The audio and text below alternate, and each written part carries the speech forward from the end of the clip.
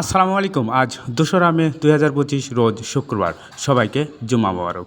অবশেষে তিলকপুর বাজারে কমেছে আলুর আমদানি, তবে বাড়তে পারে আলুর দাম। আজ প্রতিমন আমদানিকৃত ভুটান আলু তিলকপুর বাজারে কেনাকাটা হয়েছে 300 টাকা মন। প্রতিমন বট কেনাকাটা হয়েছে 400-420। প্রতিমন ফাটা পাকড়ি কেনাকাটা হয়েছে 350, 60, 70, 400 টাকা। প্রতিমন স্টিক কেনাকাটা হচ্ছে 300 টাকা মনে। প্রতিমন ডায়মন্ড কেনাকাটা হচ্ছে 280 থেকে 300 টাকা মন পর্যন্ত। বিস্তারিত জানতে ভিডিওটি দেখতে থাকুন। ভালো আছেন? জি আলহামদুলিল্লাহ।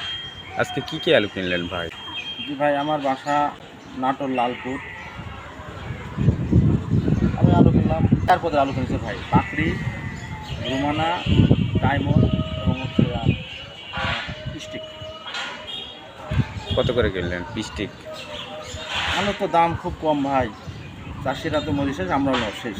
আলু 300 টাকা মন স্টিক। স্টিক ডায়মন্ডও 300 টাকা মন এখানে। ডায়মন্ড 300, আর রুমানাও 300 টাকা মন।